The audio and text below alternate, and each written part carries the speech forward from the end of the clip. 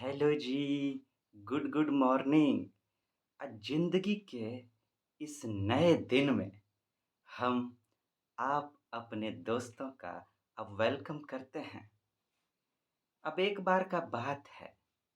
अब हुआ का कि एगो मोची था। मोची मोची आप जानते होंगे, जो जूता उता सीता है। वो कहता है अपने दोस्त को कि दोस्त, जानता है, हमको ना एक तो गर्लफ्रेंड मिल गई है। हम बहुत जल्दी उससे बिहा करने वाले हैं। तो उसका दोस्त कहता है, का फायदा रे? पूछता है, काहे ऐसा काहे बोल रहे? का बिहा भले तुमसे हो जाए, लेकिन उसके सपने में तो कोई और ही आता रहेगा। आए, ऐसा काहे? नहीं, वो हमको बोली है कि हम ही उसके सपना में आते हैं। झूठ बोली है, झूठ। देखो, ऐसे नहीं बोलो तुम। हम सच कह रहे हैं। तुम जानता नहीं, कभी सुना है तुम आज तक? पहले हमको ये बताओ, तुम कभी सुना है आज तक कि हमरे सपने में मोची आता है? हमरे सपने में मोची बारात लेके आया। कोई लड़की को कहते हुए सुना है तुम आज तक?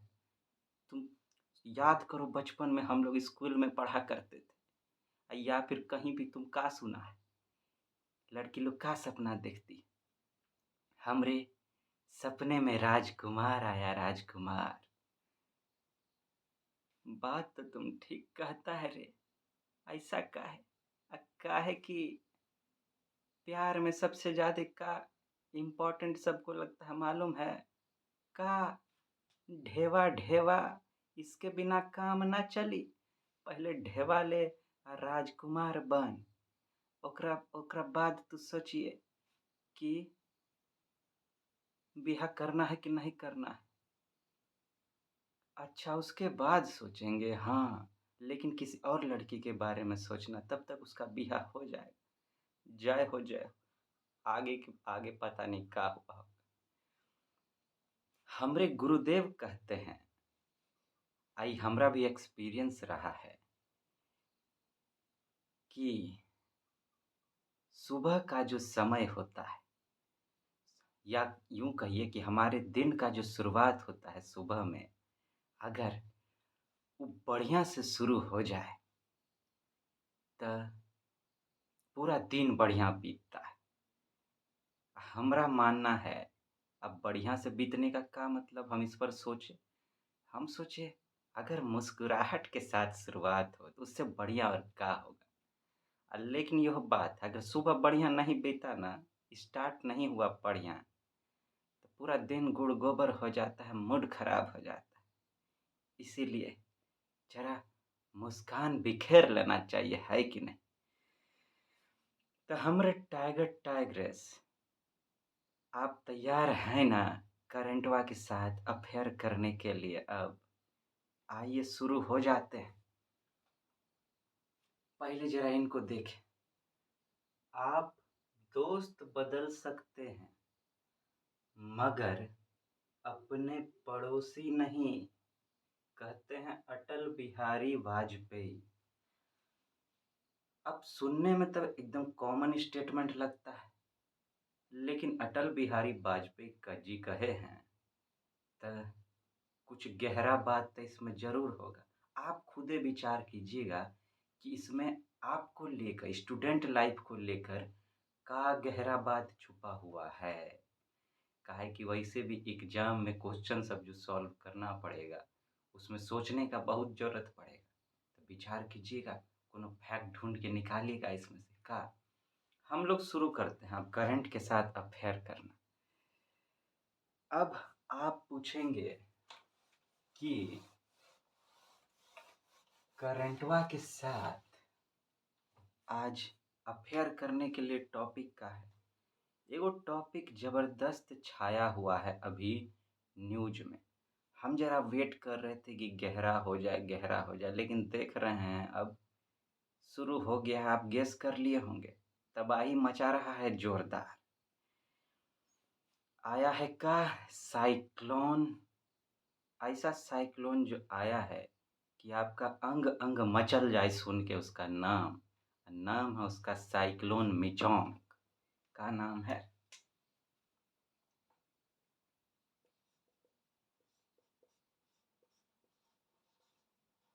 साइक्लोन हमारा टॉपिक होगा, साइक्लोन पर हम लोग डिस्कस करेंगे।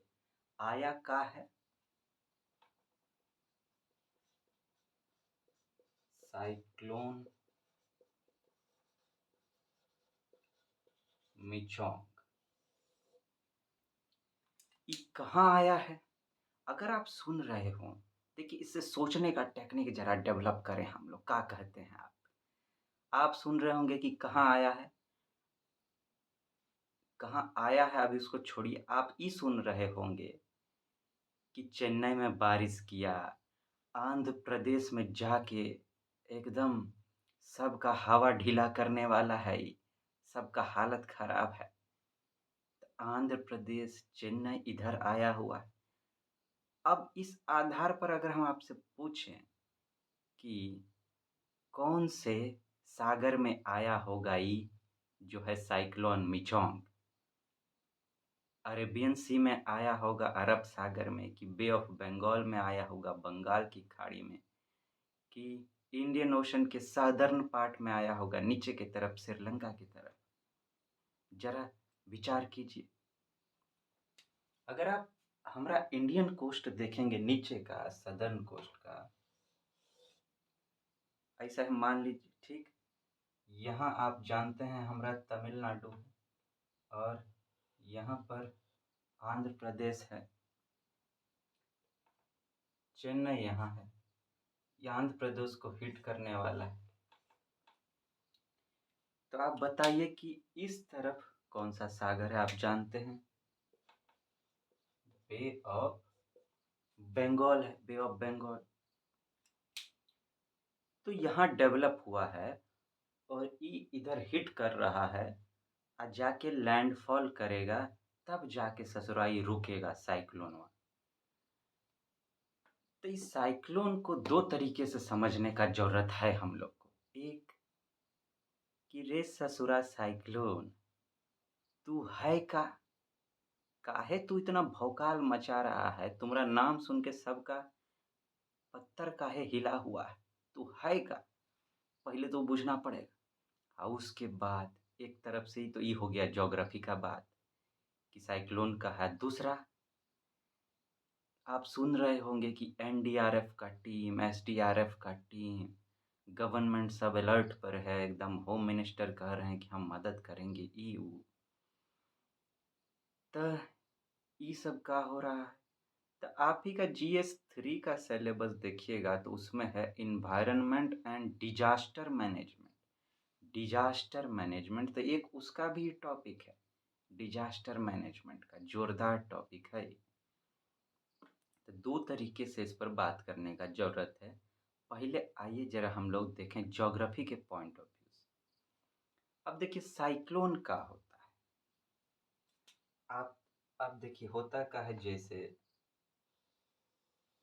इस समुद्र का स्तर, स्थल समझ लेते हैं सी लेवल, ठीक। कि ये हमारा सी है, ठीक है। अब होता क्या है कि एक जहां पर भी डेवलप होना होता है, जैसे बंगाल का खाड़ी, ठीक, तो बीच में एक लो प्रेशर सिस्टम डेवलप होता है। का लो प्रेशर सिस्टम, कम दबाव का क्षेत्र, हिंदी में कहें तो कम दबाव का क्षेत्र। आप पढ़े होंगे एक चीज कि जब लो प्रेशर होता है कहीं पर, तो विंड जो है आसपास में जहाँ पे भी हाई प्रेशर होता है, हाई प्रेशर से इस लो प्रेशर को भरने के लिए तेजी से हवा सब दौड़ के आता है, विंड आता है, high to low pressure wind बहता है। तो जब यह एक जगह पे लो प्रेशर डेवलप हो जाता है जबरदस्त, तो बगल से जो इसको भरने के लिए एकदम स्पीड में हवा सब आता है जोरदार एकदम इसको भरने के लिए, ठीक।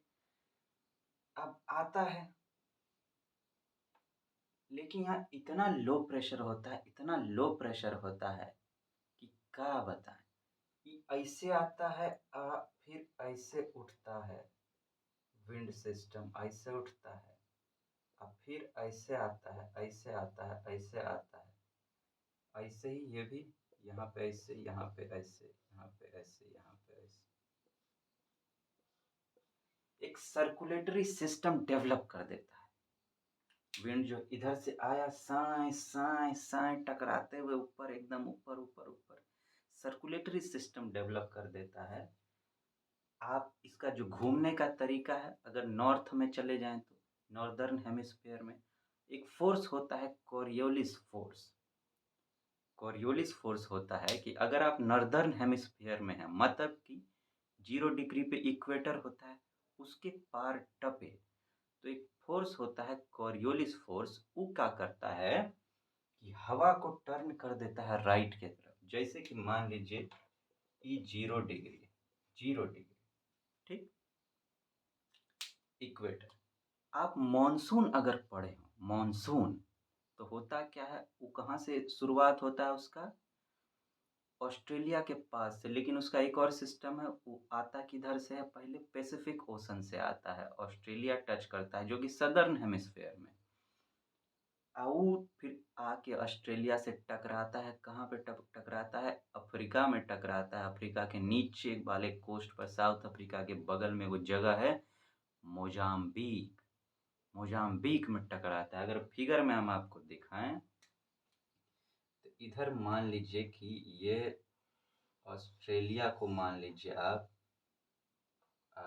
यहाँ पे मान लेते हैं कि ये मोजाम्बिक है, अफ्रीका का कोस्ट, ये मान लेते हैं भारत। तो आप पढ़ते होंगे, यहाँ पे मान लीजिए कि 0 डिग्री है, तो आप पढ़ते होंगे कि यहाँ से पहले तो पैसिफिक ओशन में एल नीनो ला नीना सुनते होंगे आप, तो वो अगर नॉर्मल रहा तो यहाँ पर जो है हवा आता है कम दबाव के क्षेत्र तरफ, फिर इधर कम दबाव डेवलप होता है, यहाँ से चलते चलते यहाँ आता है, यहाँ आया।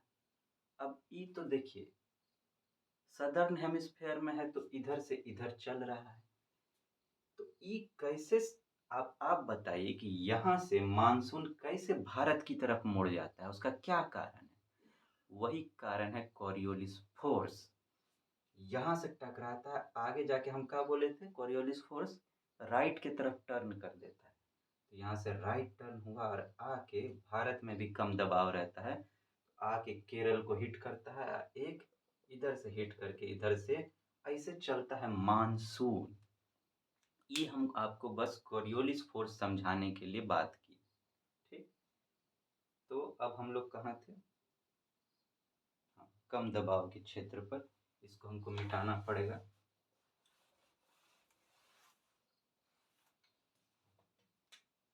कम दब, अच्छा ये तो यहाँ बना ही दिए हैं, कम दबाव का क्षेत्र। तो हम कब कह रहे थे, तो 0 डिग्री का बात करें, 0 डिग्री तो होता है कोरियोलिस फोर्स का, जब हवा इधर से इधर चलती है तो उसको राइट टर्न कर देता है, ठीक। तो जब साइक्लोन आता है, ठीक ना, तो उसको आप देखिएगा, उसका जो घूमने का पैटर्न है वो इधर से एक ऐसे और इधर से एक ऐसे, अब बीच में ऐसे एक घुमावदार चक्र बनता है, एक चक्र बनता है जिसमें हवा बड़ा स्पीड से घूमता है। इसी चक्र का ही सीधा फिगर है, सीधा फिगर, ठीक ना। तो कोरियोलिस फोर्स की मदद से वो चक्रव्यूह बनता है उस तरह से, क्योंकि हवा घुमाने का जो रिस्पॉन्सिबिलिटी है, कैसे घूमेगा, वो कोरियोलिस फोर्स पर है। तो देखिए इस तरह का चक्र बन जाता है। जब बनते बनते अब क्या होता है, कम दबाव अधिक दबाव से बना, अब बन कहाँ रहा है, समुद्र में बन रहा है, समुद्र में बन रहा है, उसमें तो पानी है, पूरा पानी है। अब हवा से आप जानते हैं कि हवा मारिएगा तो पानी क्या कहते हैं, वाष्पीकरण होगा, उसका इवेपोरेशन होगा, सूखेगा, हवा पानी उठेगा, तो हवा अपने साथ पूरा पानी का वाष्पीकरण करते हुए बादल बनाता है जोरदार। यहाँ पे बनता है भयंकर बादल सा, भयंकर बादल सब बनता है, बादल बनता है, बादल बनता है। इसको कहते हैं कौन सा बादल? इसको कहते हैं cumulo nimbus clouds. Cumulo nimbus clouds एकदम काला काला भयंकर सबसे खतरनाक ये क्लाउड। ये बनता है कम दबाव का क्षेत्र है में इस तरह से बनता है। ये जो एरिया है ई होता है एकदम, इसमें हवा पहुंच नहीं पाता। ई होता है रेनलेस एकदम, ना इसमें कोई हवा बहता रहता है, ना इसमें कोई पानी बहता रहता है। काहे कि इतना ये क्षेत्र जो है कम दबाव का इतना गर्म हो जाता है, इतना गर्म हो जाता है कि हवा के साथ पानी पहुंचने से पहले ही सूख जाता है। यहाँ पहुंच नहीं पाता है, तो एकदम बगल से सटते हुए इधर से निकलता है। ऊपर से भी अगर कोई गिरने का कोशिश करता है हवा, तो वो भी यहाँ आके पहुँचते-पहुँचते इतना गर्म हो जाता है कि वापस रिटर्न हो जाता है। इस तरह से जो है साइक्लोन डेवलप होता है। साइक्लोन डेवलप होता है, इसका कुछ कंडीशंस है। जैसे तो लो प्रेशर सिस्टम पहले डेवलप होना होगा, एक वो हुआ, एकदम कम दबाव का क्षेत्र, आस-पास पानी बहुत होना चाहिए। तो विंड सिस्टम का उस तरह से बहना, ये सब कुछ फैक्टर है जिससे कि आप कहिए कि कितना कहाँ पे डेवलप होगा। तो ये ट्रॉपिकल लोकेशन जो है, ट्रॉपिकल, सब ट्रॉपिकल, ट्रॉपिकल रीजन। अब एकदम ठंडा प्रदेश में आप नहीं सुनिएगा कि अंटार्कटिका, आर्कटिक इस सब में साइक्लोन डेवलप हुआ ना। इसको थोड़ा सा टेम्परेचर चाहिए, टेम्परेचर का एक रेंज चाहिए, उसमें ये डेवलप होता है। ठीक, तो वो करीब समझिए 23 से 27 डिग्री के बीच का रेंज वो इसके लिए फेवरेबल होता है। इतना इसको चाहिए डेवलप। समुद्र में इतना बहुत है टेम्परेचर। आप जानते हैं पानी उतना गर्म होता नहीं है जल्दी। पानी में अगर 23 से 27 डिग्री हो गया के बीच का टेम्परेचर तो बहुत हो गया, बहुत। ये सब कुछ हो गया, फिर कॉरियोलिस फोर्स चाहिए हवा घुमाने के लिए। ये सब फैक्टर जब मिलता है तो साइक्लोन डेवलप होता है। अब साइक्लोन डेवलप हुआ, जोरदार पानी पड़ रहा है, तो वो हवा घूमता रहता है, घूमते-घूमते एक चक्र की तरह पानी की तरह वो एक तरफ उसी कॉरियोलिस फोर्स की मदद से, और साथ में और भी विंड सिस्टम जो डेवलप होता रहता है, समुद्र में बहता रहता है। विंड सिस्टम एक अलग टॉपिक है, उस पर बात करेंगे कभी।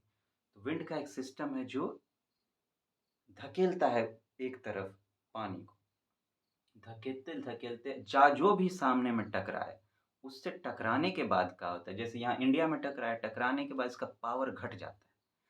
पावर जब घटा तो उसके बाद आप सुनते होंगे कि साइक्लोन जो है खत्म होता है धीरे से। इसका जो बेस्ट सीज़न है जिसमें ज़्यादा डेवलप होता है, वो ऑटम सीज़न होता है। ऑटम मतलब आप समझिए कि एकदम ज़ोरदार ठंड और जब मानसून खत्म हो जाता है, उसके बीच का पीरियड, ठीक?